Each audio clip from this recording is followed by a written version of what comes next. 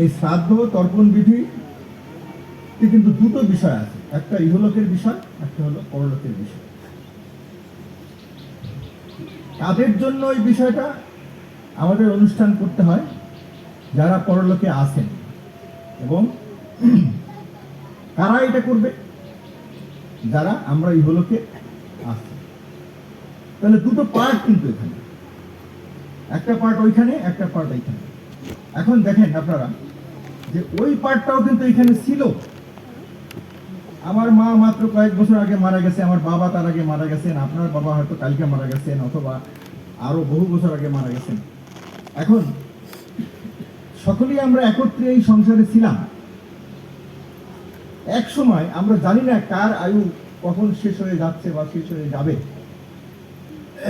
যখন আয়ু চলে গেল ওপারে, তখন তাদের ওখানে কি কর্তব্য, আমাদের এখানে কি কর্তব্য। গুরুদেব সেই কথাগুলোই বিভিন্ন জায়গায় বর্ণনা করেছেন। শ্রাদ্ধ তর্পণ বিধিতে যে কথাটা বলা আছে যে আমাদের কি কর্তব্য, আমাদের যে কর্তব্য সেই বিষয়টি এখানে আছে। আর পরলোকগত আত্মাদের কি কর্তব্য, ওখানে কি করতে হবে, সেই কথাটা কিন্তু সত্যর পুস্তকে পরিষ্কারভাবে সুন্দরভাবে লিপিবদ্ধ করা আছে। এখন আমাদের কর্তব্যগুলো আমরা দেখি যে আমরা কি করব। গতকাল যে মা বাবার সাথে একসঙ্গে একই বিছানায় হয়তো ঘুমিয়েছি, হয়তো চোখের সামনে কঠিন রোগে ভুগে প্রিয়জন চলে গেল। এখন তার জন্য ঠিক মতো চিকিৎসা আমরা করাতে পারলাম না, অথবা ভাবি যে যদি কিছুদিন থাকতো, এত তাড়াতাড়ি চলে যাওয়ার কি দরকার ছিল, কি প্রয়োজন ছিল। আমার তো এখনো অনেক অভাব। তাদের স্নেহ প্রাপ্তির যে আকাঙ্ক্ষা, সেই অপূর্ণ আকাঙ্ক্ষা দিয়ে আমরা আছি পৃথিবীতে। তারা কিছুদিন থাকলে কি সমস্যা হতো? এই বিশাল প্রশ্নবোধক ফিরে নিয়ে সন্তানকে বেঁচে থাকতে হবে।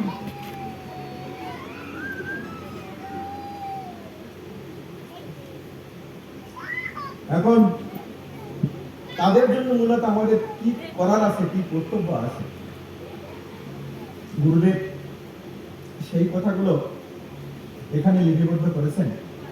গুরুদেবের এই কথাগুলো শুধুমাত্র শাস্ত্র থেকে নিয়ে তিনি লিখেননি। গুরুদেব যে সমস্ত কথা বলেছেন, গুরুদেব পরলোকদর্শী ছিলেন। পরলোকে গেলে আত্মারা কোথায় থাকে, কি অবস্থায় থাকে, স্বর্গ কেমন, নরক কেমন, এই সকল বিষয় তিনি জানতেন। জেনে তিনি এই শ্রাদ্ধ তর্পণ বিধি লিপিবদ্ধ করেছেন। এবং তাদের জন্য কি কাজটা করলে উপযুক্ত কাজ হবে। যেমন একজন ডাক্তারের কাছে আপনি গেলে অভিজ্ঞ ডাক্তার বলে দিতে পারেন যে এই রোগীর জন্য কি ওষুধ প্রয়োজন, কি চিকিৎসা প্রয়োজন, তেমনি ভাবে গুরুদেব এখানে বলেছেন যারা পরলোকে গিয়েছেন তাদের জন্য কি কর্তব্য, কি করলে তারা মুক্তি পাবে, শান্তি পাবে। আমরা যেমন দেখেন একটুখানি অসুস্থ হলে আমরা শান্তি পেতে চাই। একটুখানি বাতাস ছিল না, গরমে আমরা শান্তি পেতে চাইছি যে বাতাস কখন আসবে, ইলেকট্রিসিটি কখন আসবে। এমনি ভাবে পরলোকে গেলে যদি কষ্ট হয় তারা কিন্তু শান্তি পেতে চায়। সেই শান্তি পাওয়ার পর অনেক ক্ষেত্রে তাদের কাছে থাকে না। সেই মুক্তি পাওয়ার পর তাদের কাছে অধিকাংশ ক্ষেত্রে থাকে না। যদিও বলা আছে পাপের ক্ষয় এবং গুণের উন্নতি হলেই আত্মার উন্নতি হয়। এখন এই পাপের ক্ষয় কিভাবে হবে? গুরুদেব যে উপাসনা পদ্ধতি আমাদেরকে দিয়েছেন এখানে, এই পদ্ধতি অনুসারে যদি কেউ উপাসনা করে এখান থেকে শিক্ষা লাভ করে গিয়ে পরলোকে গিয়ে থাকেন, তিনি সৌভাগ্যবান বা সৌভাগ্যবতী যে তিনি পরলোকে গিয়ে অন্ততপক্ষে পাপের ক্ষয় এবং গুণের উন্নতি করার জন্য একটা পথ তার কাছে আছে, সেই পথ তিনি অবলম্বন করতে পারেন বা পারছেন।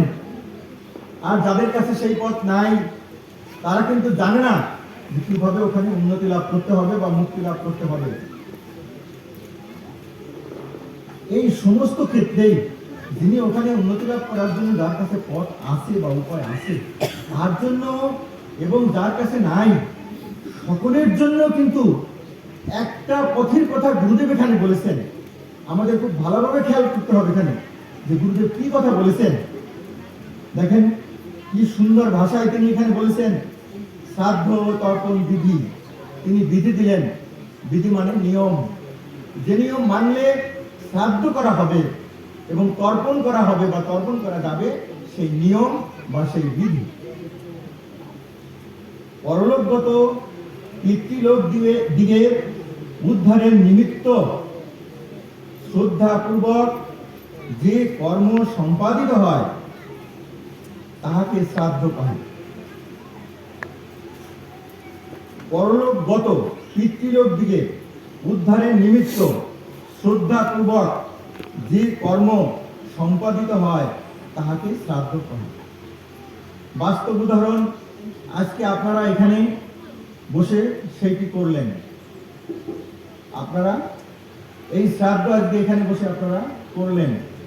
সেই শ্রাদ্ধ কি ছিল? এখানে ঈশ্বরের কাছে, পরমেশ্বরের কাছে তাদের জন্য প্রার্থনা।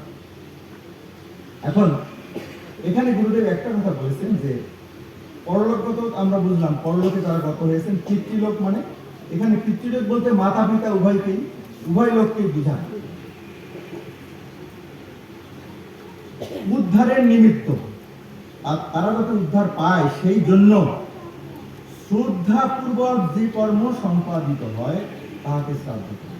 এখন এখানে কিন্তু একটা গুরুত্বপূর্ণ কথা আছে যে সেই কর্মটি হতে হবে শ্রদ্ধা সহকারে। শ্রদ্ধা ভিন্ন এই শ্রাদ্ধ কার্য হতে পারে না।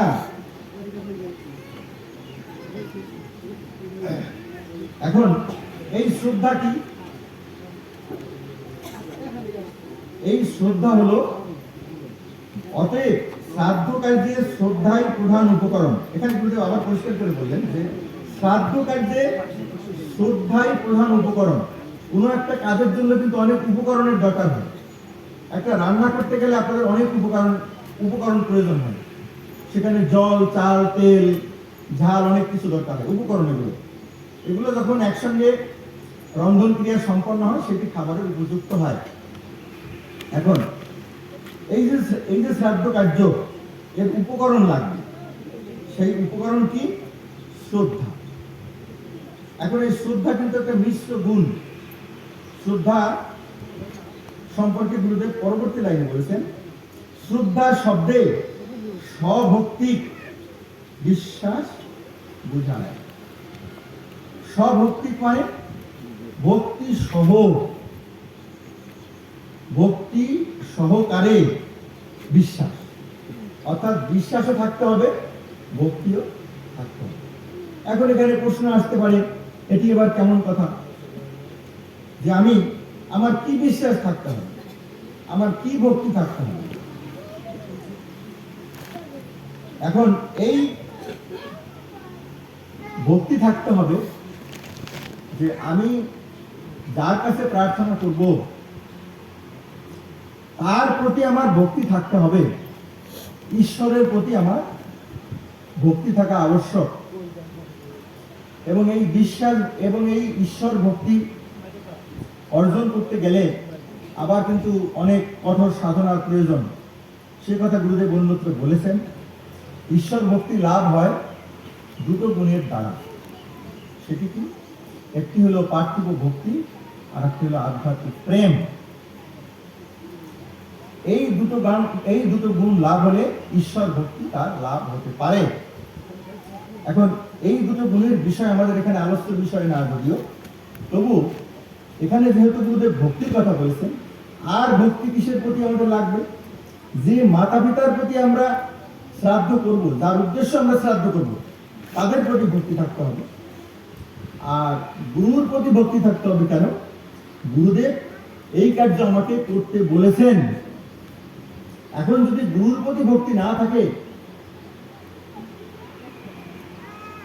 তাহলে কি যেভাবে, যে নিয়মে, যে উপকরণ সহযোগে এই কাজ করার জন্য বলা হয়েছে, আমি কি সেটি করতে পারবো? যদি গুরুর প্রতি আমার ভক্তি বা বিশ্বাস না থাকে, তাহলে এখানে দেখেন এই ভক্তি সাধনার বিষয়ে গুরুদেব বিশাল একটা প্রবন্ধ লিখেছেন। গুণ প্রকরণের পরে প্রেম, এরপরে ভক্তি, এরপরে একাগ্রতা। এই ভক্তি সাধনা কার সঙ্গে প্রথমে শুরু করতে হবে? এই সংসারে আমরা যাদের মাধ্যমে জন্মগ্রহণ করেছি, যে কথা বলা হলো যে আমরা মাতা পিতার মাধ্যমে পৃথিবীতে এসেছি, এই মাতা পিতাকেই প্রথমে ভক্তি করতে হবে এবং সেই ভক্তি সাধনা সেখান থেকে শুরু হবে।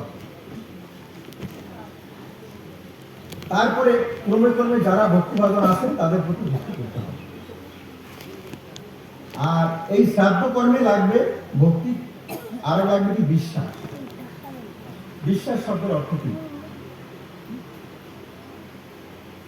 বিশ্বাস শব্দের অর্থ কিন্তু, বিশ্বাস কিন্তু প্রথমেই বিশ্বাস হয় না। গুরুদেব বলেছেন প্রথমে, গুরুদেব যেভাবে যে কার্য করার জন্য বলেছেন, গুরুদেবের আদেশ এইরকম, সেই জন্য সেই কার্যে প্রবৃত্ত হওয়া। এবং যেহেতু গুরুদেব বলেছেন সেই কাজে দৃঢ়ভাবে ওই কাজে প্রবৃত্ত হওয়া, যখন ওই কাজ করার পরে ফল লাভ করব আমি, তখন কিন্তু আমার পুরোপুরি বিশ্বাস হবে। এখন এখানে বিশ্বাস বলতে আমার পরলোকের প্রতি একটা বিশ্বাস থাকতে হবে। মাতা পিতা যে এখনো ওখানে আছেন, তার প্রতি একটা বিশ্বাস আমার থাকতে হবে। গুরুর প্রতি বিশ্বাস থাকতে হবে যে গুরুদেব এটি করতে আমাকে বলেছেন। আর আমি যে কাজ করতে যাব সেইটি হবেই। আমি যে প্রার্থনা করব, এই প্রার্থনা গুরুদেব বলেছেন, অতএব আমি এই প্রার্থনা করছি, আমার এই প্রার্থনা মঞ্জুর হবে বা পূর্ণ হবে। এই বিশ্বাস হৃদয়ে থাকতে হবে। সুতরাং ভক্তি ও বিশ্বাস ব্যতিরেকে শ্রাদ্ধ কর্ম সম্পন্ন হইতে পারে না। তাহলে দুটো উপকরণ লাগবে, ভক্তি এবং বিশ্বাস। এখানে দেখেন একটা ধারণা আছে সমাজে, সেটি কি? গুরুদেব কিন্তু তার মূল কথা এখানে বলে ফেলেছেন। আমাদের সমাজে একটা ধারণা আছে, সেই ধারণাটা কি? অনেকেই বোধ করেন যে শ্রাদ্ধ কার্য অর্থ সাপেক্ষ, কিন্তু বাস্তবিক তাহা নহে। বাস্তবিক তাহা নহে।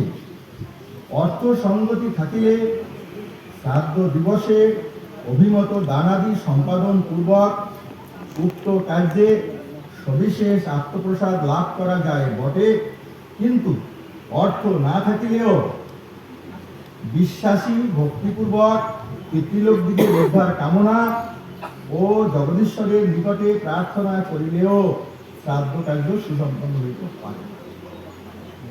অর্থ একেবারে আমার নাই, আমার অভিমত দানাদি করার কোনো সঙ্গতি নাই, সদাতি ভোজনেরও কোনো সঙ্গতি আমার নাই, তাহলে কি আমার শ্রাদ্ধ হবে না?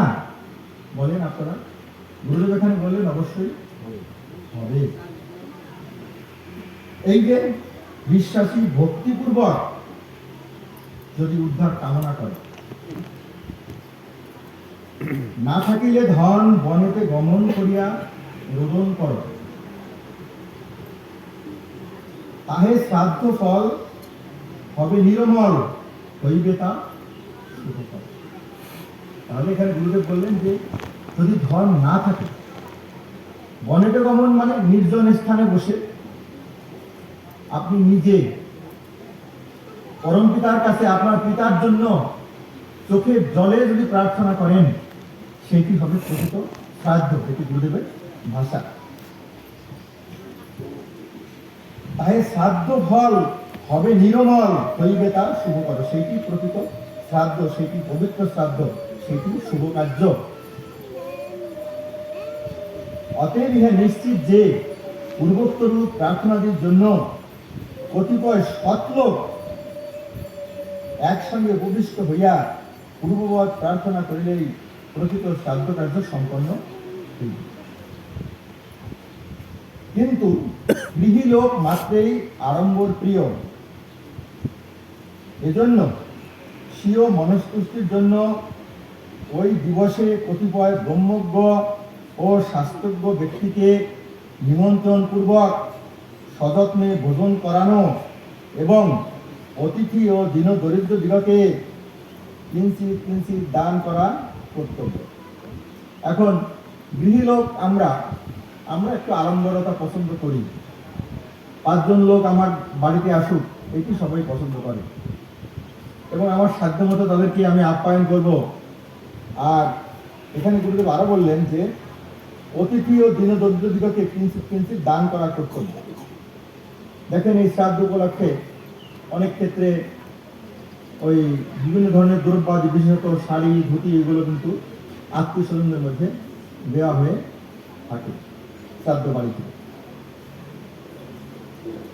এত ব্যতীত তুমি যে শ্রেণীর সমাজে আছো তাহাদিগের ন্যায় কার্য করিতে পারো। এখন কথাটা আমাদের খেয়াল করতে হবে, শুধুমাত্র কি আমরা যে শ্রেণীর সমাজে আছি সেই শ্রেণীর সমাজের মতো কার্য করতে এখানে গুরুদেব বললেন না। এখানে একটা শব্দ আছে, শব্দটা খেয়াল করতে হবে। আমরা কিন্তু অনেক সময় কোনো লেখার কোনো কিছু খেয়াল না করলে ভুল বোঝাবুঝি হয়, মারাত্মক ভুল বোঝাবুঝি। সুতরাং যে যেভাবে কথা বলে, যে যেভাবে লিখে, তার লেখনীর ওই জায়গাটুকু ভালোভাবে খেয়াল করে করতে হবে। দেখেন কি লেখা আছে এখানে, এত ব্যতীত। এত ব্যতীত মানে কি? ইহা ছাড়া। ইহা ছাড়া মানে, ইহা মানে কি? এতক্ষণ ধরে আমি যা বললাম, এতক্ষণ ধরে গুরুদেব যা বললেন শ্রাদ্ধ সম্পর্কে, এইটি বাদে, এইটি ছাড়া আপনি যে সমাজে আছেন তাদের মতো কার্য করিলেও করিতে পারেন। এই যে করিতে ও কেন কথাটা বলা হলো, আপনি যদি এমন সমাজে থাকেন যেখানে কোনো আপত্তি নাই, শুধু আপনার কার্য সবাই মেনে নেন, সেখানে দরকার নেই, লাগে না। অথবা ধরেন আপনি যেখানে আছেন সেখানে সকলেই সত্য ধর্ম অবলম্বন, আপনারা লাগে না। মানে ওইখানে যে শ্রাদ্ধ বিধি আছে, পুরোহিত আসবে, পুরোহিত অনেকগুলো ফর্মুলা দিবে, অনেকগুলো উপকরণ দিবে, অর্থাৎ ওই বিভিন্ন ধরনের উপকরণ আছে না শ্রাদ্ধের জন্য লাগে, ওইগুলো আনতে হবে। এবং তিনি যে মন্ত্র পাঠ করবেন তার সাথে সাথে আপনি মন্ত্র পাঠ আপনাকে করতে হবে। ওইখানে আবার একজন সমাজের লোক সাক্ষী হিসাবে উপস্থিত থাকবে। আপনি প্রকৃতপক্ষে পুরোহিত মশাইয়ের বচন মোতাবেক আপনি মন্ত্র পাঠ করলেন কিনা, না করে থাকলে আপনার শ্রাদ্ধ হয় নাই, তাই না? সমাজের লোক কিন্তু আপনাকে ধরবে। এই জন্য ওই সমাজের অনুসারে শ্রাদ্ধ আপনাকে করতে হবে। গুরুদেব সেই কথাই বললেন। অর্থাৎ তুমি হিন্দু সমাজে থাকিলে হিন্দু ধর্মে নির্ধারিত নিয়মে শ্রাদ্ধ করিতেও পারো, এরূপ খ্রিস্টিয়ান বা মুসলমান সমাজে থাকিলে যথাক্রমে তত্ত্ব সমাজের অনুরূপ শ্রাদ্ধ কার্য করিতে পারো, কেননা ওই সমস্ত নিয়ম শ্রাদ্ধ সম্বন্ধে গ্রহণ হয়। এখানে আরেকটা বিষয়, আরেকটা ইঙ্গিত বহন করে। আমরা আসছি কোন সমাজ থেকে এই ধর্মে? হিন্দু সমাজ থেকে। এখন তাহলে ইঙ্গিত আছে এখানে মুসলমানরাও আসতে পারে, খ্রিস্টানরাও এই ধর্ম গ্রহণ করতে পারে। তাহলে তাদের তো সংস্কার রয়ে গেছে, তাদের সমাজ রয়ে গেছে, তারা কি করবে? তাদের জন্য বিধান আছে, তারা যে বিধানে যে নিয়মে সমাজে শ্রাদ্ধ করে তারাও সেখানে গিয়ে সেই নিয়মে শ্রাদ্ধ করতে পারে।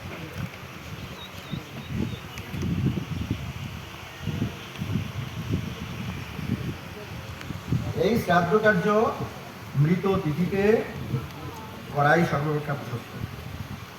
যে তিথিতে ওই ব্যক্তি পরলোকগত হলেন তার সেই মৃত তিথিতে করাই প্রশস্ত। মৃত্যু দিবসে করা অযৌক্তিক নহে। দেখেন, তাহলে আমরা সাধারণত মৃত্যু তিথি মনে না থাকলে মৃত্যু দিবসে করে থাকি। তবে ইহা অবশ্য বক্তব্য যে এই যে এরপরে কিন্তু এই যে আগে কথাগুলো আসলো প্রশস্ত, সর্বাপেক্ষা প্রশস্ত, অযৌক্তিক নহে। এবার কিন্তু গুরুদেব বললেন বৎসরান্ত বিরূপ করা ভিন্ন, প্রতি অমাবস্যায়ও করা বিধেয়। এইবার কিন্তু একটা গুরুত্বপূর্ণ কথা আসে। প্রতি অমাবস্যা তিথিতে অবশ্যই আপনাকে এটি করা উচিত, এটা বিধেয়, এটাই বিধান এখানে আছে।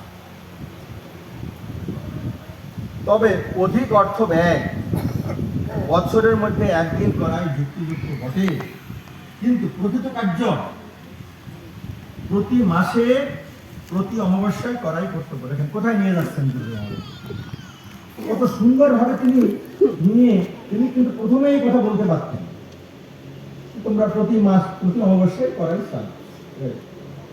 শ্রেয় বা করবে। কিন্তু একেবারে শ্রাদ্ধের ডেফিনিশন থেকে শুরু করে শ্রাদ্ধের যে এখানে তিনি সংজ্ঞা দিলেন, শ্রাদ্ধ কীভাবে করতে হবে, তার জন্য কী উপকরণ প্রয়োজন, এবং সম্পত্তির সঙ্গে ধনের সঙ্গে শ্রাদ্ধের কী সম্পর্ক তাও তিনি এখানে বললেন যে ধন সম্পত্তি না থাকলেও প্রচুর পরিমাণে আপনি শ্রাদ্ধ করতে পারেন। এরপরে তিনি আমরা যে সমাজে আছি সেই সমাজের সঙ্গে সম্পৃক্ততা নিয়েও তিনি এখানে কথা বললেন। এরপরে প্রকৃত কার্য কখন কখন, কোনটা প্রশস্ত, কোনটা সর্বাপেক্ষা প্রধান, এবং কোনটা আমাদের প্রতি মাসে প্রতি অমাবস্যায় করাই কর্তব্য। প্রকৃত কার্য এখানে প্রকৃত কার্য বললেন এবং কর্তব্য কথাটা বললেন। কি বললেন? প্রকৃত কার্য প্রতি মাসে প্রতি অমাবস্যায় করাই। দাদা খালি এতে কি শ্রাদ্ধ হয়? খালি হাতে গুরুদেব তো এখানে বললেন, গুরুদেব তো সেই কথা বললেন যে যদি খালি হাত মানে কি, মানে পার্থিব উপকরণ না। হ্যাঁ, গুরুদেব সেই কথা বলছেন, আপনি ওটা একটু খেয়াল করেন নাই তখন। এখানে গুরুদেব বলছেন যে না থাকিলে ধন বনেতে গমন করিয়া রোদন কর, তাহে শ্রাদ্ধ ফল হবে নিরমল, হইবে তার শুভ কর। সেইটি প্রকৃত শ্রাদ্ধ হবে যদি আপনি চোখের জলে পরমেশ্বরের কাছে প্রার্থনা করেন। কিছুই দরকার নেই আপনার, একটা কপট কানাকড়ির কোনো দরকার নেই। এবং আপনি দেখেন এখানে এরকম বিধান এই পৃথিবীতে আর কোথাও নাই। অর্থবিহীন, টাকাবিহীন, আপনি হয়তো কোনো কারণে কথাটা বলেছেন, কিন্তু আপনার কারণটা হয়তো আপনার মনের মধ্যে কোনো কষ্ট আছে, যাই হোক, বা অন্য কোনো বিষয় আছে। প্রকৃতপক্ষে এই শ্রাদ্ধের জন্য বহু পরিবার নিঃস্ব হয়ে গেছে। আমি বিভিন্ন জায়গায় শুনেছি যে সেই দান সাগর, অমৃত সাগর শ্রাদ্ধ হাজার হাজার মানুষ নিমন্ত্রণ করে এনে, তাই না? সেখানে সমাজের চাপে পড়ে তোমার বাবা এমন ব্যক্তি ছিলেন, তিনি সমাজে চলতেন, তুমি যদি এখন এতটুকু না করো তাহলে তোমার বাবার সম্মান কিভাবে বাঁচে? তখন তার সব কিছু কিন্তু দিয়ে তিনি শ্রাদ্ধ করেছেন। এবং মহাত্মা নিবারণের ওই আত্মস্মৃতিতে বোধ হয় এই কথাটা খুব সম্ভব যত মনে করে আছে, শ্রাদ্ধ করতে গিয়ে অনেক সমস্যা তৈরি হয়েছিল, আর্থিক সমস্যা। এই জন্যে যে যতটা সীমিত করা যায়, যেমন আত্মতুষ্টি আপনি যদি আপনার সীমার মধ্যে যদি রাখেন তাতে আপনার তৃপ্তি থাকবে, আত্মতৃপ্তি থাকবে। আমার সীমার মধ্যেও আছে, আমার কিছু গুরু ভাই আসছেন, আমার কিছু আত্মীয় স্বজন এখানে দেখি যে গ্রামের তারা মানে প্রতিবেশীরা আসছে, এনাদের আত্মীয় স্বজনরাও আসছে। তো তাতে কি হয়েছে, ওনাদের মনের যে কামনাটা, যে আমি যাদের যাদের চেয়েছিলাম সবাই এখানে আসছে, এই তো কথা। এখন এটি গেল শ্রাদ্ধ। শ্রাদ্ধ হলো প্রার্থনা। মোট কথা আমাদের মনে রাখতে হবে, শ্রাদ্ধ হলো প্রার্থনা। এবার আর একটা কথা আছে, গুরুদেব বলেছিলেন শ্রাদ্ধ ও তর্পণ বিধি। বিধি মানে নিয়ম। আচ্ছা, তাহলে শ্রাদ্ধের নিয়ম এতক্ষণ আমরা দেখলাম। এবার গুরুদেব এখানে বলবেন তর্পণ। তর্পণ সম্বন্ধে বক্তব্য এই যে, অঞ্জলিপূর্ণ করিয়া জল লইয়া অমুক গোত্র অমুক পিতামে কৃপতু, অমুক গোত্র অমুক মাতা মহমে কৃপতু ইত্যাদি বাক্য দ্বারা জল দান করাকেই তর্পণ করে। এখন মাত্র 3টা লাইনের ভিতরে গুরুদেব এই তর্পণের বিষয়ে বর্ণনা করেছেন। এইখানে মূল বিষয়টা কেমন দেখেন, অঞ্জলি পূর্ণ করিয়া জল লইয়া। অঞ্জলি মানে কি? 2 হাত একসঙ্গে একত্রিত করলে, যে 2 হাতের পাতা একসঙ্গে একত্রিত করলে যেটা হয় সেটি হলো অঞ্জলি। পূর্ণ করে, এটা ভরে জল নিয়ে কি বলতে হবে, অমুক গোত্র। অমুক গোত্র মানে আপনি যদি কাশ্যপ গোত্র হয়ে থাকেন তাহলে কাশ্যপ গোত্র অমুক পিতা, আপনার পিতার নাম। পিতার নাম বলে পিতা মেয়ে কৃপতু, সংস্কৃত ভাষা তো। আমার পিতা অমুক গোত্রের, আমার অমুক আমার পিতার নাম বলে তারপরে তিনি কৃপ্তি লাভ করুন। যদি আপনি সংস্কৃত নাও বলতে পারেন তাহলে এইভাবে বললেও চলবে। এরপরে জলটা এভাবে ছেড়ে দিতে হবে, সেটি হলো তর্পণ। অমুক গোত্র অমুক মাতা মহমে কৃপতু ইত্যাদি বাক্য দ্বারা জল দান করাকেই তর্পণ করে। এখন এই শ্রাদ্ধ আর তর্পণ আমরা করলাম, আমরা যদি না বুঝি না দেখি, সেখানে আমাদের কাকে বিশ্বাস করতে হবে? যে তিনি কি তৃপ্তি পাইলেন, তিনি কি আনন্দ পাইলেন, তিনি কি ঊর্ধ্বলোকে গেলেন কিনা, তিনি কি স্বর্গধামে যেতে পারলেন কিনা আমাদের প্রার্থনার দ্বারা।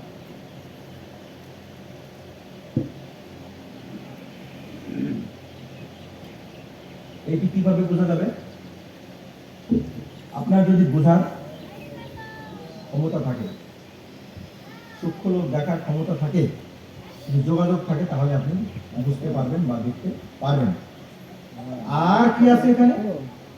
আর একটা মারাত্মক কথা এখানে আছে, সেটি কি? এই কথা কে বলেছেন? কি কথা? শ্রাদ্ধ ও তর্পণ দ্বারা পিতৃলোকের তৃপ্তি ও আনন্দ জন্মে। এই কথাটা কে লিখেছেন? গুরুদেব লিখেছেন। তাই আমরা যদি গুরুদেবের কথায় বিশ্বাস করি, আগেই কথা ছিল কিন্তু, আমরা যদি গুরুবাক্যে বিশ্বাস করি, গুরুবাক্যে বিশ্বাস করলে আমাদের বিশ্বাস করতে হবে যে শ্রাদ্ধ ও তর্পণ দ্বারা পিতৃলোকের তৃপ্তি ও আনন্দ জন্মে। দেখেন, এখানে কিন্তু এটি আপনার অনুভূতির কোনো আবশ্যকতা এখানে রয়েছে সেরূপ কথা কিন্তু এখানে নাই। গুরুদেব সরাসরি বলে দিলেন যে এই কাজ করলে তার ফল এই। তার মানে এটি গুরুবাক্য, গুরুবাক্যে বিশ্বাস থাকতে হবে। গুরুদেব প্রথমে বলেছেন স্বভক্তি বিশ্বাস, গুরুর প্রতি বিশ্বাস থাকতে হবে। গুরু কার্য করতে বলেছেন, গুরুদেব এই কাজ করতে বলেছেন, আমি এই কাজ করব। এই কাজের ফল হলো যে তৃপ্তি এবং আনন্দ পাবে আমার পিতৃলোক। পিতৃলোক মানে আমার যে দ্বাদশ পুরুষ বা যে সমস্ত পুরুষের উদ্দেশ্যে আমি শ্রাদ্ধ করছি, শুধু দ্বাদশ পুরুষ না, শ্রাদ্ধ কিন্তু মানে বিষয়টা কিন্তু ব্যাপক আলো। আমি যাদের যাদের বলে শ্রাদ্ধ করব সকলেই তৃপ্তি পাবে। সেটি শুধু আমার ওই পিতা মাতা বা আমার পিতামহ প্রপিতামহ ইত্যাদি মাতামহ ইত্যাদি না, আমি যাদের যাদের উদ্দেশ্যে শ্রাদ্ধ করব, যাদের যাদের জন্য উদ্ধার কামনা করব, যাদের জন্য প্রার্থনা করব, যাদের জন্য আমি জলদান করব, সকলেই তৃপ্তি লাভ করবে। এই কথা কার? এই কথা গুরুবাক্য। আপনি যদি গুরুর শিষ্য হয়ে থাকেন, আপনি যদি গুরুকে বিশ্বাস করেন, তাহলে তারা তৃপ্তি এবং আনন্দ যে পাচ্ছেন বা পেয়ে থাকেন, এই কথা আপনাকে মনে প্রাণে বিশ্বাস করতে হবে। মনে করো তুমি আহার না করিলে অথবা আহারে অসমর্থ হইলেও কোনো ব্যক্তি তোমার জন্য যদি উৎকৃষ্ট খাদ্য ও পানীয় আনয়ন করেন, তবে তুমি তাহা ভোজন না করিয়া কেবল দেখিয়াও কি তৃপ্তি লাভ করো না? অবশ্য করিয়া থাকে। তদ্রূপ পিতৃলোকের পক্ষেও জানিবে, তাহারা তোমাকে শ্রাদ্ধ ও তর্পণ করিতে দেখিলেই পরমাতৃপ্তি ও পরম আনন্দ লাভ করেন। এ বিষয়ে চারবাকাদির আপত্তি নিশ্চয় অজ্ঞানতামূলক জানিবে। এখানে গুরুদেব বললেন, যে প্রশ্নটা সাধারণত মানুষের মনে স্বাভাবিকভাবে আসতে পারে, তারা কিভাবে, তারা তো খেতে পারছে না, তাদের দেহ তো আমাদের মতো নাই, আর দেহটা তো ওই আগুনে পুড়িয়ে ফেলছি, ওই দেহ তো আর আমি দেখতে পারবো না, ওই দেহ তো আর খাবে না, তাহলে আমি শ্রাদ্ধ করে আমার কি হবে, কি ফল হবে? এই অনেকেই কিন্তু এই চিন্তা থাকতে পারে, থাকাটা স্বাভাবিক। যে দেহ থাকা অবস্থায় আমরা স্থূল দেহে আছি, আমরা জল খাচ্ছি, বাতাস খাচ্ছি, আমরা অন্য অন্য খাবার খাচ্ছি, তারা তো স্থূল দেহে নাই, আমার চোখের সামনে চলে গেলেন। তাহলে তাদের উদ্দেশ্যে এই শ্রাদ্ধ তর্পণ করলে আমার কি হবে? এখানেও দেখেন, বিশ্বাস করতে হবে আপনার গুরুবাক্য। গুরুবাক্যকে আশ্রয় করে যে শিষ্য না চলে, তার তো উন্নতি হয় না, তারও উন্নতি হয় না, তার পিতৃলোকেরও আনন্দ হয় না, উন্নতি হয় না। দেখেন, তিনি বললেন যে উদাহরণ তিনি দিলেন, তুমি খেতে পারো না, অসমর্থ, তুমি অসুস্থ, ভীষণ অসুস্থ, তোমার মুখ দিয়ে খাবার যাচ্ছে না, তারপরেও যদি তোমার জন্য কেউ কোনো কিছু আনে, ভালো একটা খাবার যেটা তুমি পছন্দ করো, সেটা দেখলেও তোমার ভালো লাগে যে আমার জন্য অত্যন্ত একটা সুস্বাদু খাবার নিয়ে এসছে, আমার জন্য একটা ভালো খাবার নিয়ে আসছে, আমার ছেলে মেয়ে বা আমার আত্মীয় স্বজন যেই হোক, ওটা দেখলে কিন্তু অনেক ক্ষেত্রে তারা চোখের জল ফেলে দেয়। আমি খেতে পারি না, কিন্তু আমার জন্য নিয়ে আসছে ওরা, তখন বলে যে আমার খুব ভালো, আমি খুব খুশি হয়েছি, আমার ভালো লেগেছে, কিন্তু দেখো বাবা, আমি তো খেতে পারছি না, আমার ভেতরে তো খাবার যাচ্ছে না, তুমি এনেছো, আমি খুশি হয়েছি। তাহলে এই যদি একজন স্থূল দেহধারী বলতে পারেন, তাহলে যারা পরলোকে আছেন তারা তো আমাদের সবকিছু দেখেন, আমরা এখানে যা যা করছি, যা যা বলছি, যা এতক্ষণ ধরে করলাম, তারা কিন্তু তা দেখতে পাচ্ছেন, আমাদের মাঝে এসে তারা বসে থাকছেন, আমাদের ঘরে এসে বা কখনো কখনো আপনার সঙ্গে সময় কাটিয়ে যাচ্ছেন। আমরা বুঝি বা না বুঝি, যেহেতু তাদের সেই ক্ষমতা আছে অনেকেরই এখানে আসা, তারা তো দেখতে পারেন। তাদের উদ্দেশ্যে আমরা দিচ্ছি, যা আমরা বলছি, আমাদের বাক্য সূক্ষ্ম দেহে তারা শুনতে পারেন। আমরা সুবাক্য বলি আর কুবাক্য বলি, সব তারা বুঝতে পারেন, জানতে পারেন। ভালো বচন যদি আপনি বলেন, তাহলে তারা খুশি হন যে আমার সন্তানেরা ভালো বচন ব্যবহার করছে, আমি খুশি, আমরা খুশি। এখানে আপনারা সঙ্গীত করেছেন, পরমেশ্বরের গুণকীর্তন করেছেন, পরলোকগত আত্মারা খুশি, মাতা পিতারা খুশি। সেই কথা কার কথা? এটা গুরুদেবের কথা। তাহলে এখন এই যে আমরা যখন খাদ্য পানীয় দিলাম, এই যে তর্পণ করলাম, এই তর্পণ করা দেখলেই তারা তৃপ্তি লাভ করে, এই কথা গুরুদেব এখানে বললেন। আর একটা কথা এখানে আছে, শুধু তৃপ্তি না, পরম আনন্দ, পরমা তৃপ্তি, পরম আনন্দ। শুধু তৃপ্তি না, পরম তৃপ্তি এবং পরম আনন্দ তারা লাভ করে। এই বিষয়ে চার বাকাদির আপত্তি নিশ্চয় অজ্ঞানতামূলক জানিবে। এখন এই চার বাক মানে, এই চার বাক কিন্তু আমি বলি সব সমাজেই আছে, আমাদের সমাজের মধ্যেও আছে। আমরা যেখানে আছি, বিশেষত যখন লেখাপড়া করছি, তখন অনেকেই সারবাকের মতো কথা বলেছে যে এই আত্মা বলতে কিছু নাই, মরার পরে আর কিছু থাকে না। এখন এই মরার পরে কিছু থাকে না, আত্মা বলতে কিছু নাই, ঈশ্বর বলতে কিছু নাই, যারা এই মতে বিশ্বাস করে তাদের এই মত অজ্ঞানতামূলক। গুরুদেব সে কথা বলতে, অজ্ঞানতা মানে কি? অজ্ঞানতা মানে কি? যে কিছু জানে না সেটা অজ্ঞান, ভুল ধারণা।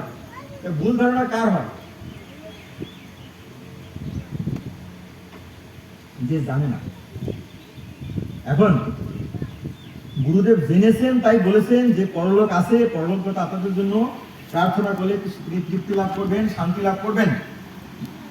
আর একজন না জেনে বলতেছেন যে পরলোক নাই, আমরা কার কথা বিশ্বাস করি? সুতরাং এই ধরনের চারবাকের কথা বিশ্বাস করা যাবে না। আমি দেখতে পারি বা না পারি, আমি বুঝতে পারি বা না পারি, আমার গুরুদেব বলেছেন পরলোক আছে, তোমার মাতা পিতা পরলোকে গেছেন, তুমি শ্রাদ্ধ করো, তুমি তর্পণ করো, তাতে তারা তৃপ্তি পাবে, আনন্দ পাবে, শান্তি পাবে। অতএব আমি সেই কাজ করব, আমি তার কথা শুনবো না যে ওই কথাটা বলে, অর্থাৎ ঈশ্বর নাই এবং আত্মা নাই, মরার পরে সব শেষ হয়ে যায়, এই কথা যারা বলে তাদের কথা তোমরা বিশ্বাস করো। এখন তর্পণের বাক্যসমূহ এইরূপ।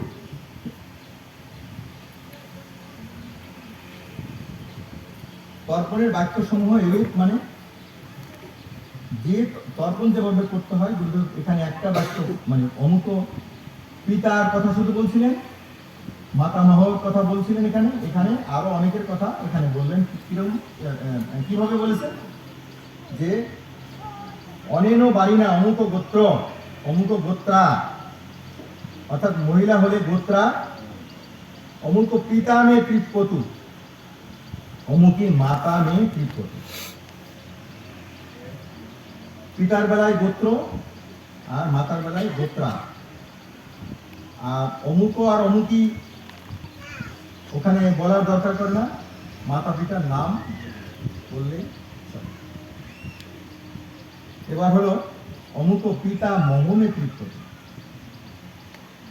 অমুকি পিতা মহিমে তৃপ্পতু, অমুক পিতা মহমে তৃপ্পতু, অমুকি প্রপিতা মহিমে তৃপ্পতু, অমুক মাতা মহমে তৃপ্পতু, অমুকি মাতা মহিমে তৃপ্পতু, অমুক প্রমাতা মহমে তৃপ্পতু, অমুকি প্রমাতা মহিমে তৃপ্পতু, অমুক বৃদ্ধ প্রমাতা মহমে তৃপ্পতু, অমুকি বৃদ্ধ প্রমাতা মহিমে তৃপ্পতু।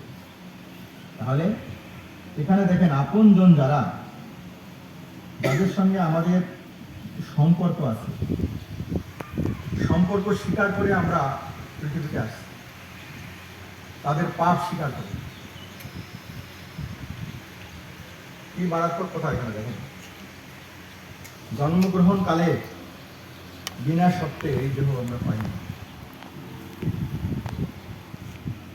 সত্য ছিল কি?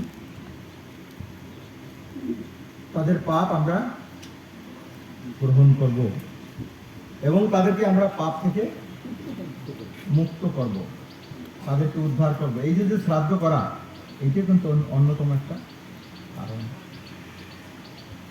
এই শ্রাদ্ধ শুধু তাদের জন্য না, আমাদের জন্য বটে। আমাদের জন্য এই কারণে, যে পাপ স্বীকার করে আসছি, যে পাপ নিয়ে আসছি, সেই পাপ থেকে আমাদের মুক্তি লাভ করতে হবে।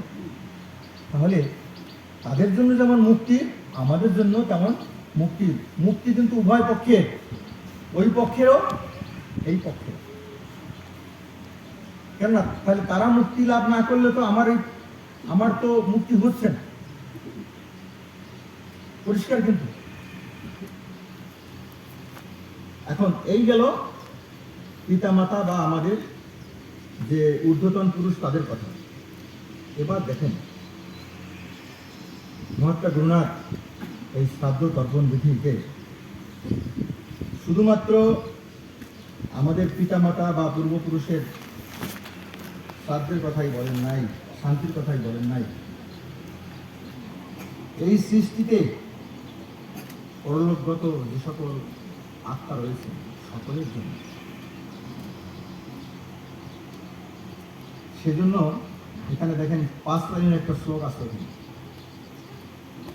বঙ্গানুবাদ না থাকলেও এটি আমরা যদি বাংলায় মনে রাখি, কারো কাছ থেকে শুনি, তাহলে কিন্তু আমরা তর্পণ করতে পারি।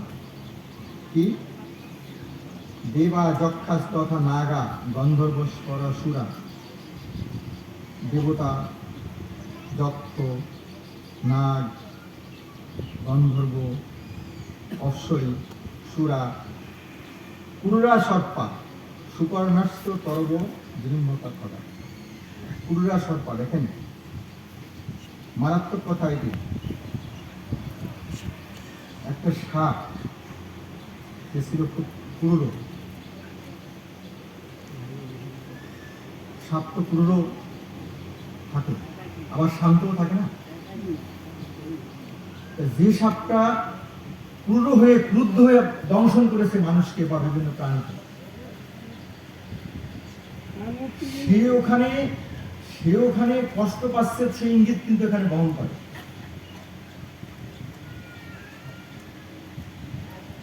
প্রত্যেকের কর্মফল পরলোকে দিয়ে মানুষ পায়। তাহলে যে ক্রুদ্ধ ব্যক্তি এখানে বসে ক্রোধের কাজ করেছে, সে পরলোকে গিয়ে শাস্তি পায় বা কষ্ট পায়। একটা প্রাণী তার থেকে রেহাই নাই। কিন্তু একটা প্রাণী আমরা মনে করি সে অজ্ঞান, সে হয়তো কোনো কষ্ট পেয়ে দংশন করেছে, সে মনে করেছে যে তাকে কেউ মারতে আসছে, সে তখন সবল দিয়েছে, তারও কিন্তু রেহাই এখানে নাই। আছে তার যে হিংসা চরিতার্থ করার জন্য সে ক্রুদ্ধ হয়েছিল, ক্রূর হয়েছিল, তারও উদ্ধারের জন্য এখানে তর্পণের ব্যবস্থা করে দিয়েছেন, তাদের উদ্ধারের জন্য। কুরুরা সর্পা, সুপর্ণাস্ত তরব জিম্মকা খগা, খগা মানে পাখি।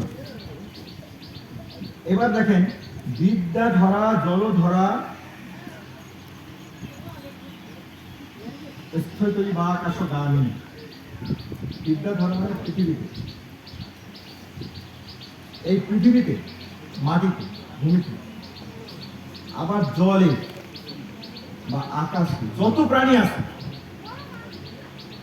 দেখেন, আমরা কিন্তু যদি শ্রাদ্ধ করার সময় বাদ দিই, আমরা শুধু পৃথিবীর মানুষের কথা বলি, শুধু মানুষের কথাই বলি, কিন্তু আমরা কিন্তু অন্যান্য প্রাণীর কথা এভাবে কিন্তু বলি না। গুরুদেব কিন্তু এখানে বলেছেন যে বিদ্যাধারা জলধারা স্থিতই বা আকাশ গামী। বিদ্যাধারা মানে পৃথিবীস্থ, পৃথিবীতে যত প্রাণী আছে, জলে যত প্রাণী আছে বা ছিল, তারা পরলোক গমন করেছে। এবং আকাশে যত প্রাণী উড়ে বেড়ায়, তারা বিভিন্ন কারণে যারা পরলোক গমন করেছে। আচ্ছা, নিরাহাস্য যে জীবা, পাপে ধর্মের অতাস্য যে জীব নিরাহারে আছে, আহার যার নাই, যে পাপ ধর্মে যে সবসময় রত, তেষাম আপ্যায়নান্তর্তু বিরতে শরীরঙ্গয়া। তাদের আপ্যায়নের নিমিত্ত এই শরীর আমি, এই জল আমি দান করলাম।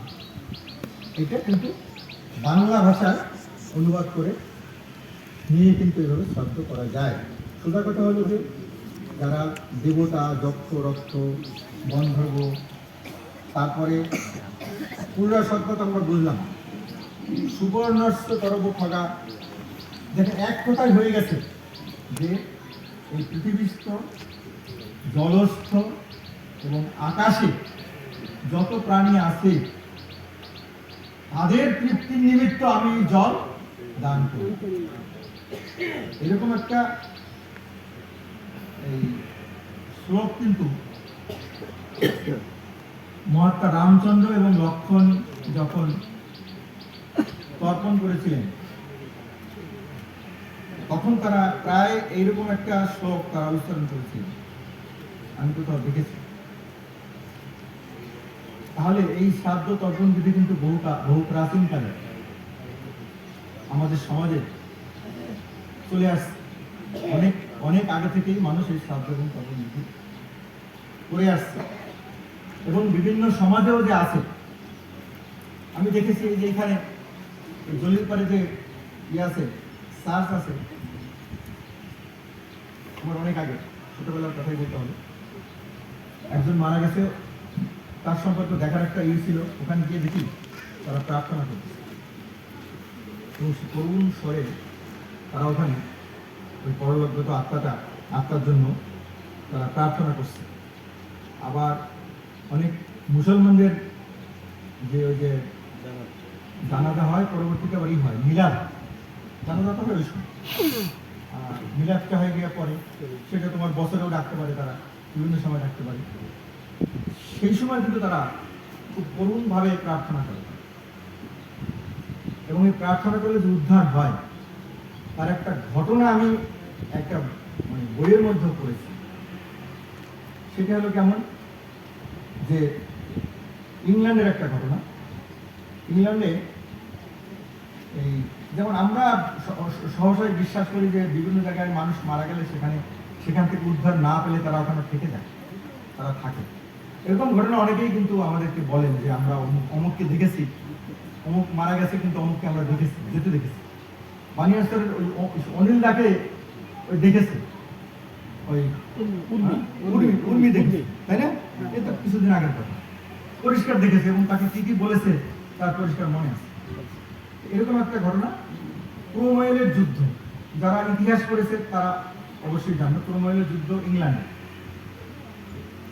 সেখানে রাজায় যুদ্ধ, বা সেখানটা আগে তো মানে রাজত্বগুলো খুব ছোট ছোট ছিল, প্রচন্ড যুদ্ধ হলো, ওই যুদ্ধে বহু লোক মারা গেল।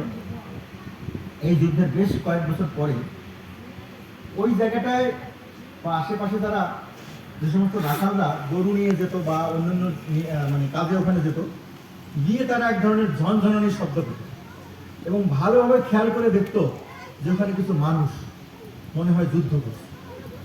তখন ওরা তো ছিল বাচ্চা ছেলে, ওরা গিয়ে ওদের বড়দেরকে বললো গ্রামে যে আমরা কিন্তু এইসব জিনিস ওখানে দেখি। ওরা প্রথমে বিশ্বাস করে নাই, পরে ওখানে তারা গেছে, গিয়ে দেখে তারা তো বয়স্ক, তারা গিয়ে দেখে যে না, এদেরকে তো আমরা অনেককে চিনি, এরা তো ওই অমুক দলের লোক ছিল, অমুক দলের সেনাপতি ছিল ইত্যাদি। তাহলে এখন আমাদের কি করা?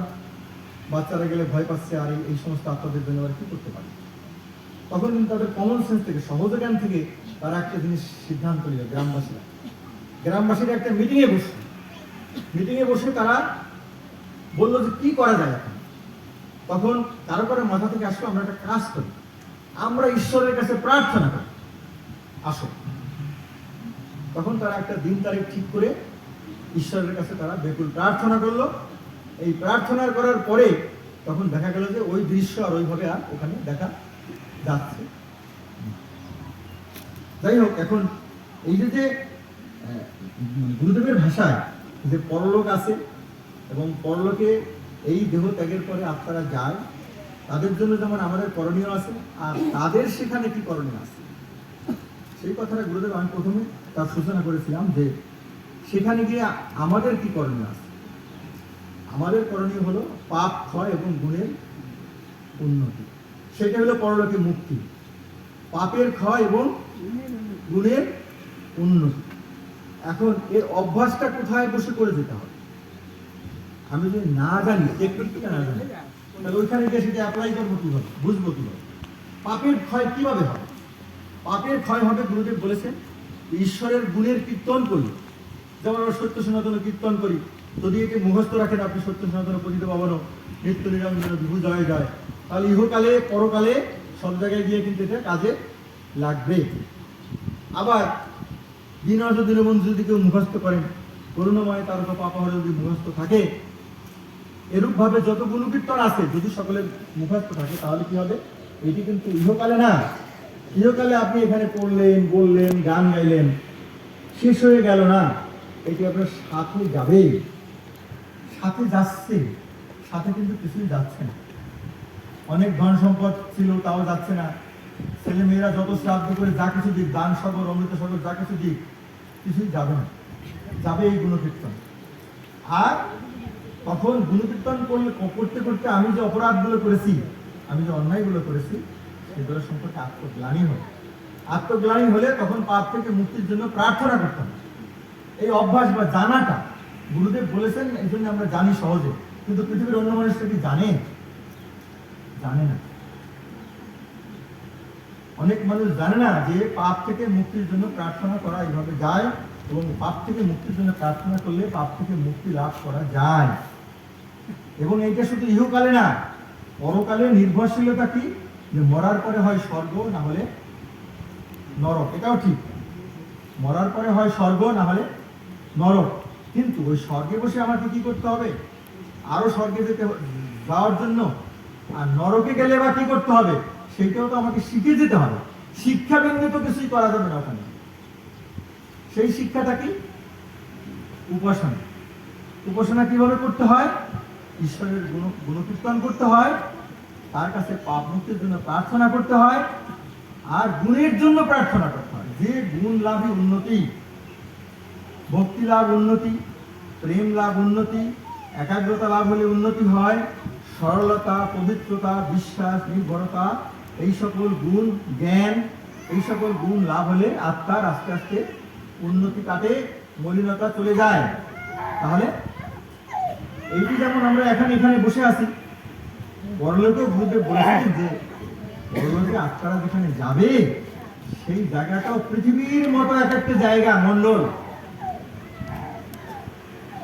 জাস্ট আমরা এখন এখানে যেভাবে বসে আছি, পরলোকে আপনি কল্পনা করুন যে সেইখানে যদি আপনি সমশ্রেণীর একটা মন্ডলে যান, আপনারাও এই একই সঙ্গে বসে সেখানে উপাসনা করার সুযোগ পাবেন। হ্যাঁ, বা আছে, সুযোগ সেখানে রয়েছে। যে তাহলে ওখানে কিন্তু বলছেন সমশ্রেণী, একই শ্রেণী ভিন্ন সেখানে যাওয়া যাবে না।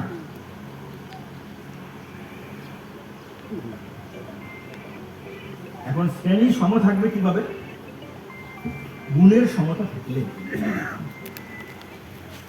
একই ধরনের, একই জাতীয় গুণবিশিষ্ট আত্মারা এক এক জায়গায় যাবে। যেমন একই সত্য ধর্ম অবলম্বী বিধায় আপনারা, আমরা এখানে সকলে এসে উপাসনা করছি, সুযোগ পাচ্ছি। এখন এখান থেকে আবার গুণের শ্রেণী বিভাগ হয়ে আবার পরলোকে এক একজন যাবে। সব শ্রেণীর সমাজের, সব সমাজের শ্রেণীর লোকেরাও কিন্তু পরলোকে যাবে, এবং তারাও গুণ লাভ করে যাবে বা যাচ্ছে। তাদের জন্য মণ্ডলে, বিভিন্ন মণ্ডলে স্থান রয়েছে, সেখানেও আত্মোন্নতির বিধান আছে, এবং সেখানে উপাসনাদি করার ব্যবস্থা আছে। আর গুরুদেব আমার ওখানে আরেকটা কথা বলেছেন যে হয় সুখ স্বর্গ প্রান্তে, অথবা দুঃখের নিরয়ে, কিংবা সুখ স্বর্গ প্রান্তে। সেইটা কর্মফল নিয়ে যাবে। এখানে বসে যে কর্ম আমি করব, সেই কর্মফল আমাকে সেখানে নিয়ে যাবে। কর্মফলের বাইরে কিন্তু কেউ যেতে পারবে না।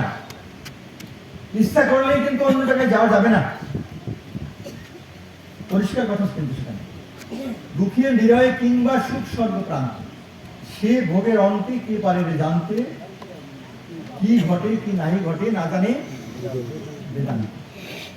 এখন ওই দুঃখ এবং সুখ ভোগ করার পরে কি ঘটবে সেইটা পরের কথা, কিন্তু আমরা যে জায়গায় এখন আসি, এই কর্মফল আমাদেরকে দুটো জায়গায় নিয়ে যাওয়ার অপশন আছে। পরিষ্কার কথা গুরুদেবের ভাষায়, দুইটা জায়গায়, একটা সুখময় জায়গা, আর একটা দুঃখময় জায়গা। একটার নাম স্বর্গ, একটার নাম নরক। নরক মাত্রেই দুঃখকর, স্বর্গ মাত্রেই সুখকর। এটি কিন্তু একেবারে কোনো ব্যতিক্রমী ভাষা নাই। একটু একটু সুখ, একটু একটু দুঃখ, এই কথা কিন্তু গুরুদেবের ভাষায় নাই। তবে হ্যাঁ, কারো পক্ষে যেটা স্বর্গ, অন্যের পক্ষে সেটা নরক হতে পারে। মানে একজনের পক্ষে যেটা নরক, অন্যের পক্ষে যেটা স্বর্গ হলে হতে পারে। অর্থাৎ নিচের স্তরে যে আছে তার জন্য উপরের স্তরটা তো অনেকটা কষ্ট, কম কষ্টকর। ওইটা তার জন্য স্বর্গ। এতটুকু মাত্র পার্থক্য। কিন্তু নরক মাত্রেই কষ্টকর, স্বর্গ মাত্রেই সুখকর। এই জিনিসটা আমাদের মনে রাখা প্রয়োজন। এই জিনিসটা মাথায় রেখে এই পৃথিবীর যাবতীয় কাজ আমাদের করা দরকার। আমরা যে কর্মই করব সেই কাজ আমার জন্য কি বয়ে আনছে, আমি কি আমার পরবর্তী যে বংশধররা থাকছে তার জন্য কি আমি দুঃখের কারণ হয়ে থাকছি কিনা, পরলোকে যাচ্ছি কিনা। ওরা তো আমার পাপ গ্রহণ করছে, পাপ গ্রহণ করেছে অলরেডি। এখন আমি যদি আমার পাপটা ক্ষয় করে যেতে পারি তাহলে ওর জন্য বোঝাটা কম হবে। সেই কথা চিন্তা আমাদের মাথায় রাখা দরকার যে নিজের জন্য এবং আমার পরবর্তী জেনারেশনের জন্য। আর একটা কথা অনেক সময় আসে, যে প্রশ্নটা অনেক সময় করা হয় যে তাহলে মেয়ের এবং ছেলের কর্তব্য। আমাদের সমাজে আছে যে ছেলেরা সম্পত্তি ভোগ করে, মেয়েরা তো সম্পত্তি ভোগ করে না, ছেলে না হলে নাকি উদ্ধার নাই, মেয়ে হলেও মানে তার কষ্ট দুঃখ। কিন্তু দেখেন গুরুদেবের ভাষায় কিন্তু ছেলে মেয়ের কথা কোথাও ডিফারেন্স করা নাই যে মেয়েরা পাপ গ্রহণ করে না। মেয়েদের পাপ গ্রহণ করে পৃথিবীতে আসতে হয় না, মেয়েরা শ্রাদ্ধ করতে পারে না বা পারবে না, এই কথা কিন্তু কোথাও লেখা নাই। আছে? আপনারা পেয়েছেন? পান। অতএব এই শ্রাদ্ধ কর্ম বা প্রকৃত কর্ম ছেলে হোক বা মেয়ে হোক সকলেই করতে পারে, এবং এখানে কিন্তু কোনো প্রভেদ নাই। মেয়েরা চলে আসলো তার বাপের বাড়ি থেকে, তার কি সমস্ত কর্তব্য কর্ম শেষ হয়ে গেল? না। এখানে পরিষ্কার গুরুদেব বলেছেন যে অমুক পিতা মে তৃপ্যতু, অমুকি মাতা মে তৃপ্যতু। গুরুদেব তো এখানে বলেন নাই যে ব্র্যাকেট দিয়ে নিচে যে বিবাহিতা কন্যার জন্য ইহা প্রযোজ্য নহে, বলেছেন? বলেননি। অতএব তাদের সুযোগ আছে, তাদের এই সুযোগটা অবশ্যই আছে। তারা কি শান্তি লাভ করবে না? এই শ্রাদ্ধ করে যেমন আপনি সন্তান হিসাবে ছেলেরা শান্তি লাভ করবেন, মেয়েরা কি সন্তান না? তারা কি তার পিতা মাতার শ্রাদ্ধ করে শান্তি লাভ করবে না, তৃপ্তি লাভ করবে না? অবশ্যই তারা করবে। সেই সুযোগ আছে পরমেশ্বরের বিধান। অতএব সকল সন্তানই যেমন সমান পরমেশ্বরের কাছে, তেমনি ভাবে মাতা পিতার কাছে সন্তান সন্ততি সকলেই কিন্তু সমান।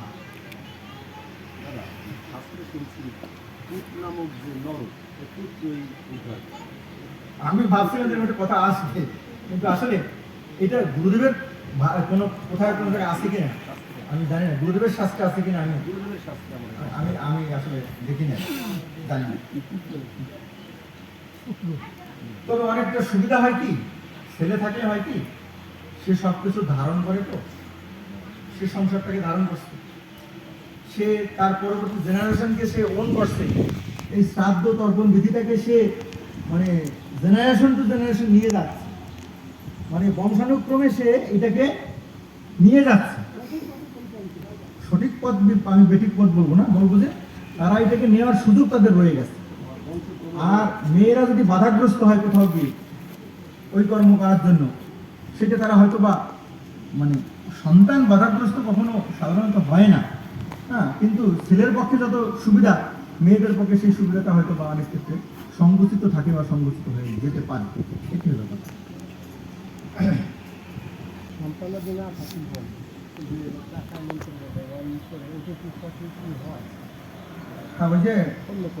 হ্যাঁ, অন্যরাও যে কেউ শ্রাদ্ধ করতে পারে। এখানে যেমন বলা আছে যে একেবারে জীব জন্তুর জন্য শ্রাদ্ধ করতে পারে, যেহেতু সকলের জন্য। ওই যে এরপরে আরেকটা জায়গায় আছে, এই জায়গাটা বলেন না যে আর কার কার জন্য শ্রাদ্ধ করা যায়।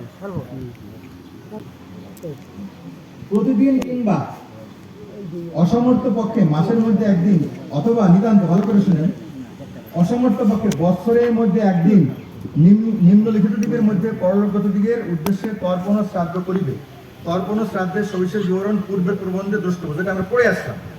এখন আপনার কথা বলতে পারেন, তাহলে কি পিতা মাতা, পিতামহ পিতামহী, প্রপিতামহ প্রপিতামহী, মাতামহ মাতামহী, প্রমাতামহ প্রমাতামহী বৃদ্ধ প্রমাতামহ বৃদ্ধ প্রমাতামহী। এবার এতদ ভিন্ন বিমাতা পিতৃব্য, এই যে পিতৃব্য চলে আসছে, মাতুল, ভ্রাতা, ভগিনী। কেমন? এখন ভগ্নীর কেউ নাই, আমি অবশ্যই শ্রাদ্ধ বসে পাবো, এখানে গুরুদেবের বিধান আছে। কেমন? তারপরে আমার ভাইয়ের কোনো সন্তান নাই, আমি শ্রাদ্ধ করতে পারবো, পরিষ্কার বলা আছে। কোনো জায়গায় কমতে নাই তো।